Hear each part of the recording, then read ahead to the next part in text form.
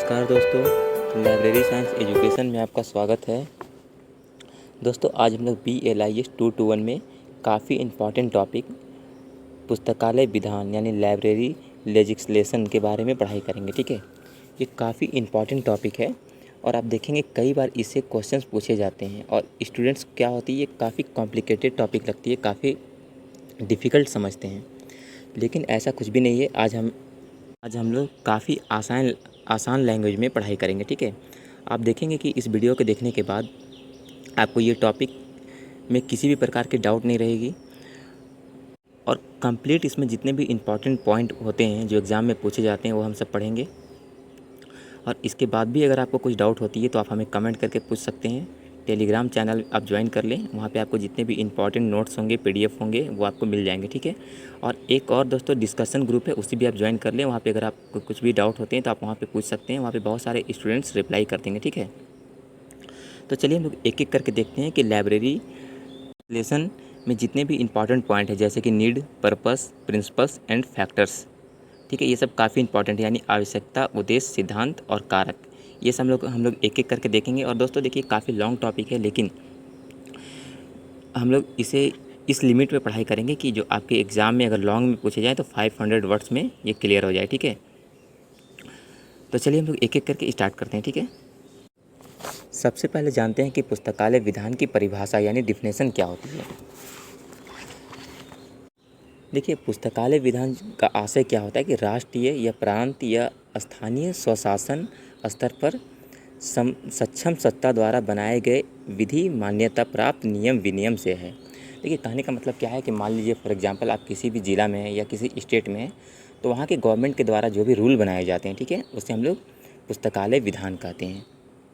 Main उद्देश्य क्या होता है? देखिए, उद्देश्य क्या होता है, किसी भी कानून को बनाने का उद्देश्य क्या होता है कि जनता को उस विधि या उस कानून से कुछ लाभ मिल पाए। ठीक है, इसी प्रकार जो लाइब्रेरी में जितने भी पाठक जाते हैं उनको उस विधान से या उस नियम से लाभ मिल पाए। ठीक है, तो मेन ये जो उद्देश्य होते हैं वो पाठक के लिए बनाए जाते हैं। ठीक है, तो इसके बारे में हम लोग डिटेल में भी आगे चर्चा करेंगे। तो पहले हम लोग परिभाषा जान लेते हैं। देखिए, इसका डिफिनेशन जो इसका आधारभूत ढांचा था वो किसने दिया था, तो वो S दास गुप्ता के शब्दों में पुस्तकालय विधान संरचना निर्धारित करता है तथा एक आदर्श ढांचे के अंतर्गत विकास सुनिश्चित कर देता है। अगर दोस्तों डिफिनेशन की बात करें तो मुझे लगता है कि इसका परिभाषा आप खुद से अपने लैंग्वेज में बिल्कुल लिख सकते हैं। ठीक है, लेकिन जो इम्पोर्टेंट छोटे पॉइंट है जैसे कि मैंने बताया S दास गुप्ता, तो ये जानकारी आपको होनी चाहिए। आप जब भी पेपर में आंसर लिखेंगे तो वहाँ पे जो भी विद्वान या भी जो स्कॉलर्स होते हैं उनके नाम लिखने से क्या होता है कि आपके काफ़ी अच्छे नंबर आते हैं। ठीक है, देखिए अब हम लोग पुस्तकालय विधान की विशेषताएं देख लेते हैं। देखिए, एग्ज़ाम में आप देखेंगे जो प्रीवियस ईयर के क्वेश्चन, तो उसमें कई प्रकार से क्वेश्चन पूछे गए हैं। कभी विशेषता पूछे जाते हैं, तो कभी आवश्यकता, कभी उद्देश्य पूछी जाती है, कभी अगर लॉन्ग क्वेश्चन में होते हैं तो क्वेश्चन तीनों पूछे जा सकते हैं। तो आपको कंप्लीट पढ़ाई करनी है। तो चलिए पहले हम लोग देख लेते हैं कि पुस्तकालय विधान की विशेषताएँ क्या क्या है। देखिए, पुस्तकालय विधान, ये पॉइंट नंबर मैं 1 बता रहा हूँ, आप उसी प्रकार पॉइंट बना के अगर लिखेंगे तो आपको काफ़ी अच्छे नंबर मिलेंगे। ठीक है, देखिए, पुस्तकालय विधान एक प्रजातांत्रिक क्रिया है, अतः इसे अपनाने में किसी भी संपन्न समाज को कोई कठिनाई नहीं होती है। देखिए, पॉइंट नंबर 1 कहने का मतलब क्या है कि मान लीजिए जो पढ़े लिखे लोग हैं उनके लिए कुछ भी अगर किसी प्रकार के पुस्तकालय के लिए कोई नियम बनाए जाते हैं तो उसे अपनाने में उस व्यक्ति को किसी भी प्रकार की समस्याएं नहीं होगी। इसका मैं एक छोटा सा एग्जांपल दे देता हूँ। मान लीजिए आप कॉलेज में या यूनिवर्सिटी में पढ़ाई करते हैं, तो वहाँ के लाइब्रेरी के आप देखेंगे बहुत सारे नियम होते हैं। फॉर एग्ज़ाम्पल कि मान लीजिए कोई BA का स्टूडेंट है, BSc या BCom का स्टूडेंट है, तो उन लोगों के लिए बुक जो आदान प्रदान की जो सिस्टम होती है, सर्कुलेशन सिस्टम होती है, उनके लिए अलग अलग डे होते हैं। जैसे मंडे को अगर BSc का स्टूडेंट बुक ले सकते हैं, ट्यूसडे को BA का स्टूडेंट बुक ले सकते हैं, वेडनेसडे को BCom का स्टूडेंट्स बुक ले सकते हैं। तो ऐसे नियम बनाए होते हैं, तो उस तरह से वहाँ पे पढ़ाई करने वाले स्टूडेंट को किसी भी प्रकार की प्रॉब्लम नहीं होती, कोई समस्या नहीं होती है, उसका बिल्कुल विरोध नहीं करते हैं। कहने का यही मतलब हुआ। ठीक है, सेकंड पॉइंट में क्या है, यह निरंतर व निर्बाध गति से विधान द्वारा दिए गए अधिकारों पर आधारित है। थर्ड में क्या है कि पुस्तकालय विधान सही संचालन प्रदान करती है। नेक्स्ट क्या है, पुस्तकालय विधान के मुख्य वहाँ की संरचना, व्यक्तियों का चयन, वित्त कार्य एवं पाठकों की मांगे की पूर्ण व्यवस्था होती है। ठीक है, कहने का मतलब क्या है कि पुस्तकालय विधान के द्वारा वहाँ के जितने भी सिस्टम है, लाइब्रेरी सिस्टम है, वो सब पर विशेष ध्यान दिया जाता है। जैसे कि वहाँ के स्टाफ किस प्रकार होंगे, वे वहाँ पे पाठक की बैठने की व्यवस्था क्या होगी, बुक कहाँ पे अरेंज करके रखे जाएंगे, तो ये सब वहाँ पे कंप्लीट, ये सब पर ध्यान दिया जाता है। यही इसकी एक विशेषता होती है। नेक्स्ट पॉइंट क्या है, देखिए पुस्तकालय विधान के मुख्य उद्देश्यों में उसकी व्यवस्था हर जन साधारण द्वारा जांची एवं परखी जाती एवं समाज से है, जिसके सॉरी जिससे कि पुस्तकालय विधान के समय समय पर आवश्यकता अनुसार परिवर्तन किया जा सके। देखिए कहने का मतलब क्या है कि इसकी विशेषता क्या होती है कि मान लीजिए कि अभी आप देखेंगे कि क्या हो रहा है, दिन ब दिन लाइब्रेरी डेवलप होती जा रही है। फॉर एग्जांपल समझ सकते हैं आप कि पहले के टाइम में क्या होता था कि डिजिटल लाइब्रेरी नहीं थी। अभी क्या हो रहा है कि डिजिटल लाइब्रेरी, बहुत सारे लाइब्रेरी के सॉफ्टवेयर आ रहे हैं, तो ये सबको अपडेट रखना चाहिए। तो इसके लिए भी ये भी इसकी एक विशेषता है। ठीक है, अब दोस्तों विशेषता तो ठीक है, विशेषता आप समझ सकते हैं कि क्या क्या खास बात होती है इसमें। अब देखिए इसकी आवश्यकता क्या है। विशेषता और आवश्यकता में काफ़ी अंतर होते हैं। विशेषता अगर क्वेश्चन में पूछी जाती है तो आप विशेषता लिखेंगे, आवश्यकता पूछी जाती है तो आप आवश्यकता लिखेंगे, और कभी कभी दोनों पूछे जाते हैं। ठीक है, तो चलिए विशेषता हम लोग देख लिए। और दोस्तों ये जो मैं अभी आपको पढ़ा रहा हूँ, तो इसका मैं कंप्लीट PDF, जिसमें मैं छोटे छोटे पॉइंट को तो अभी एक्सप्लेन नहीं कर रहा हूँ, जो भी इंपॉर्टेंट है वो बता रहा हूँ, तो उसका मैं PDF आपको टेलीग्राम चैनल में सेंड कर दूंगा। ठीक है, तो आप टेलीग्राम ज्वाइन कर लें। टेलीग्राम चैनल का लिंक डिस्क्रिप्शन बॉक्स में और कमेंट बॉक्स में भी आपको मिल जाएगा। ठीक है, अब चलिए हम लोग देखते हैं आवश्यकता, पुस्तकालय विधान की क्या आवश्यकता है। दोस्तों जैसा कि हम लोगों को पता है कि सार्वजनिक पुस्तकालय जन कल्याणकारी एक संस्था होती है। ठीक है, आपको पता है, इसमें मैं एक ऑलरेडी वीडियो बना चुका हूँ पब्लिक लाइब्रेरी के बारे में। तो हमारी लोकप्रियता, प्रजातांत्रिक सरकार का कर्तव्य है कि कोई भी व्यक्ति सेवा से वंचित न रह सके। जैसे कि दोस्तों देखिए, कहा गया है कि लाइब्रेरी, ये जो पब्लिक लाइब्रेरी होती है, वो लाइब्रेरी ऐसी जगह होनी चाहिए जहाँ पे किसी भी प्रकार के और व्यक्ति को जाने में कोई समस्याएं ना हो, किसी भी प्रकार की वहाँ पे भेदभाव ना हो।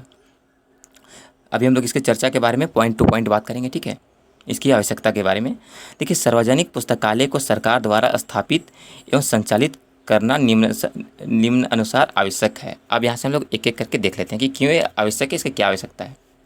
पहला पॉइंट, पुस्तकालय सेवा निःशुल्क होना चाहिए। जैसा कि दोस्तों आपको पता है कि पुस्तकालय सेवा निःशुल्क होना चाहिए, लेकिन अभी क्या हो रहा है कि जितने भी पब्लिक लाइब्रेरी हैं वो निःशुल्क यानी फ्री नहीं है, वहाँ पे कुछ चार्ज दिए जाते हैं, लेकिन ये फ्री होनी चाहिए।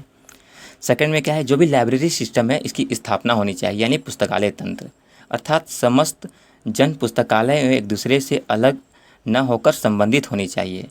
कहने का मतलब क्या है कि जैसे मान लीजिए फॉर एग्जांपल कि किसी भी डिस्ट्रिक्ट में एक लाइब्रेरी है और एक और डिस्ट्रिक्ट में एक लाइब्रेरी है, तो दोनों लाइब्रेरी क्या होना चाहिए, आपस में जुड़े होने चाहिए। तो उससे क्या होगा कि मान लीजिए कुछ आपके आपके डिस्ट्रिक्ट के लाइब्रेरी में बुक नहीं है और वो किसी दूसरे लाइब्रेरी में वो अवेलेबल हैं, तो वो दोनों जितने भी लाइब्रेरी में वहाँ लाइब्रेरी स्टाफ हैं आपस में कांटेक्ट करके उस बुक को आदान प्रदान कर सकते हैं और वहाँ के पाठक को सुविधा दे सकते हैं। ठीक है,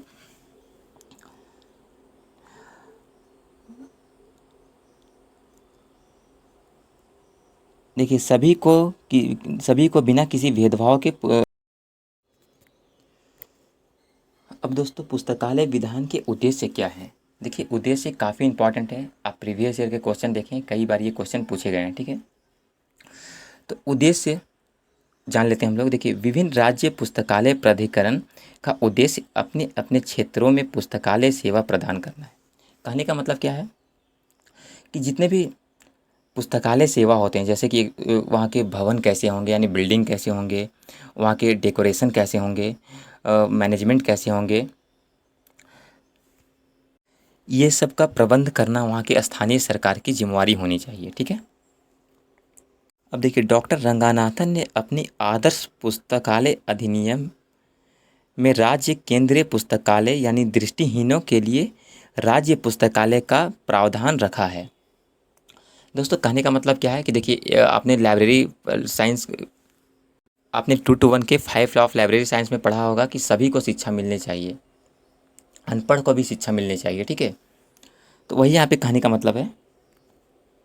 तो चलिए हम लोग एक एक करके पॉइंट देख लेते हैं। देखिए, रंगनाथन के अनुसार राज्य पुस्तकालय प्राधिकरण के उद्देश्य निम्नलिखित हैं। यहाँ पे मैं 2 पॉइंट के बारे में चर्चा करूँगा। उस 2 पॉइंट को आपको नोट कर लेना है और अच्छी तरह से आपको पढ़ाई करके समझनी है, ठीक है। ये डॉक्टर रंगनाथन ने ये उद्देश्य दिए थे। नंबर 1 क्या है? देखिए, राज्य केंद्रीय पुस्तकालयों के एक तंत्र यानी सिस्टम की स्थापना के उद्देश्य तंत्र की स्थापना अथवा अनुरक्षण है, ठीक है। ये पहला पॉइंट हो गया। सेकंड में क्या है? देखिए, सेकंड, राज्य में चिकित्सा पुस्तकालय यानी मेडिकल लाइब्रेरी सेवा पुस्तकालय पर्याप्त पुस्तकालय सेवा प्रदान करना, ठीक है। तो ये 2 पॉइंट कहा है। मैं इसका PDF आपको सेंड कर दे रहा हूँ, आप वहाँ से एक बार इसे खुद से भी रीडिंग कर लेंगे। अब दोस्तों देखिए, राज्य पुस्तकालय विभाग द्वारा एक व्यावसायिक संचालन के अधीन कार्य करता है। समस्त राज्य पुस्तकालय सेवा प्रदान करने के लिए उत्तरदायित्व होता है। इसके मुख्य उद्देश्य निम्नलिखित हैं। अब यहाँ से दोस्तों मैं कुछ इंपॉर्टेंट पॉइंट्स बताऊँगा, उस पॉइंट को भी आप नोट कर लेंगे। ये काफ़ी दोस्तों स्टूडेंट को डिफ़िकल्ट लगता है, लेकिन ऐसा डिफ़िकल्ट है नहीं। इसे आप 2-3 बार पढ़ने के बाद आप लिखेंगे तो काफ़ी आसानी से आप अच्छे नंबर ला सकते हैं इसमें, ठीक है। देखिए, नंबर 1 पॉइंट क्या है? पुस्तकालय अधिनियम पारित करने के लिए प्रयास करना और अधिनियम पारित हो जाने के पश्चात उसमें सुधार करने के लिए प्रस्ताव रखना एवं संशोधन करवाना। काफ़ी इंपॉर्टेंट है और काफ़ी इजी है, आप इसे समझ सकते हैं, ठीक है। सेकंड में क्या है? विभिन्न पुस्तकालय द्वारा पुस्तकालय सेवा के न्यूनतम स्तर निश्चित करना और पुस्तकालय के उन स्तरों को स्थित करने के लिए सहायता करना। थर्ड नंबर में क्या है? पुस्तकालय के विकास के लिए वार्षिक तथा पंचवर्षीय योजनाएं निर्मित करना। नेक्स्ट क्या है? राज्य के पुस्तकालयों के निरीक्षण के लिए सक्षम अधिकारियों का संगठन बनाना, ठीक है। मतलब कहने का मतलब क्या है कि लाइब्रेरी में क्या क्या कमी आ रही है, उस कमी की जानकारी के लिए नए नए विभाग का गठन करना। पुस्तकालय कर्मचारियों के प्रशिक्षण की व्यवस्था करना। तो दोस्तों ये सब जितने भी इम्पॉर्टेंट पॉइंट है इसे आप नोट कर लेंगे, और मैं जो टेलीग्राम में सेंड कर रहा हूँ उसमें भी काफ़ी इम्पॉर्टेंट पॉइंट लिखे हो, तो सब देख लेंगे। जो भी आपको सूटेबल लगे आप लिख सकते हैं, ठीक है। अब दोस्तों एक सिद्धांत है। देखिए, सिद्धांत तो ऐसे एग्जाम में पूछे जाते हैं, लेकिन ये उतना इम्पॉर्टेंट नहीं जितना कि आप नीड यानी आवश्यकता, उद्देश्य, ये सब काफ़ी इम्पॉर्टेंट है, ठीक है। और दोस्तों अभी तक इग्नू के द्वारा ये क्लियर नहीं किया गया कि आपके एग्ज़ाम का पैटर्न क्या होगा, लेकिन आप कुछ दिन वेट कर लें। एग्ज़ाम फॉर्म भरने का डेट समाप्त होने के कुछ दिन के बाद मुझे लगता है कि इसकी इन्फॉर्मेशन आप लोगों तक पहुंच जाएगी। दोस्तों कुछ पुस्तकालय अधिनियम हैं, जैसे बहुत सारे राज्य के हैं, तो टोटल यहाँ पे 11 राज्य के बारे में मैं आपको बता दूंगा, ठीक है। तो इसमें क्या होता है दोस्तों, देखिए ये तब इम्पॉर्टेंट हो जाता है 11 राज्य के बारे में आपको जब ये MCQ क्वेश्चन पूछे जाएंगे। लेकिन डिस्क्रिप्टिव में क्या होता है कि 11 आपको लिखने की कोई आवश्यकता नहीं है, क्योंकि ऐसा क्वेश्चन आज तक नहीं पूछा गया है कि आप 11 राज्य जो हैं, जैसे तमिलनाडु का 1948 है, आंध्र प्रदेश का 1960 है, कर्नाटक का 1965 है, ऐसे क्वेश्चन नहीं पूछे गए हैं, ठीक है। लेकिन MCQ में पूछे जा सकते हैं।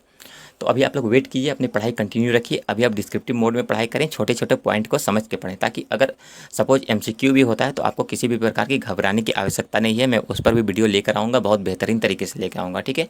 अभी मैं क्लास रेगुलर नहीं ले पा रहा हूँ, कारण इसके पीछे दोस्तों बहुत सारे कारण हैं। अभी सिचुएशन ऐसे नहीं हो रही है, लेकिन मैं फिर भी कोशिश करता हूँ कि जो इम्पोर्टेंट टॉपिक है उसका मैं क्लास आपको बहुत जल्द एक एक करके प्रोवाइड करता रहूँ, ठीक है। और दोस्तों बहुत जल्द बिहार लाइब्रेरियन की भी वैकेंसी आने वाली है, तो जो स्टूडेंट्स BLIS कंप्लीट कर चुके हैं वो कंटिन्यू अपनी तैयारी स्टार्ट रखें। मैंने आपको ये भी कहा था कि मैं बहुत जल्द कॉम्पिटिटिव एग्जाम की भी क्लास लेकर आऊँगा, उसकी मैं बिल्कुल तैयारी कर रहा हूँ, मैं क्लास लेकर आऊँगा। और आप लोगों से रिक्वेस्ट करना चाहूँगा कि इस वीडियो को अधिक से अधिक लोगों तक शेयर कर दें। अगर आप लाइब्रेरियन कर रहे हैं यानी BLIS कर रहे हैं, या फिर आप लाइब्रेरियन की एग्ज़ाम की तैयारी कर रहे हैं, तो आप मेरे चैनल को सब्सक्राइब जरूर कर लें।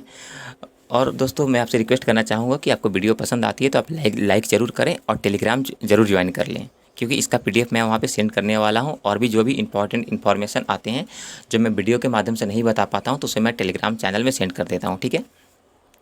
और मैं बेहतर तरीके से क्लास लेकर आऊँगा। अभी मैं काफ़ी जल्दीबाजी में ये वीडियो को बना रहा हूँ, तो इसके कारण मैं छोटे छोटे पॉइंट को कवर नहीं कर पाया, जिसके लिए मैं क्षमा चाहूँगा। ठीक है, तो चलिए दोस्तों, आज के लिए इतना ही। वीडियो देखने के लिए धन्यवाद।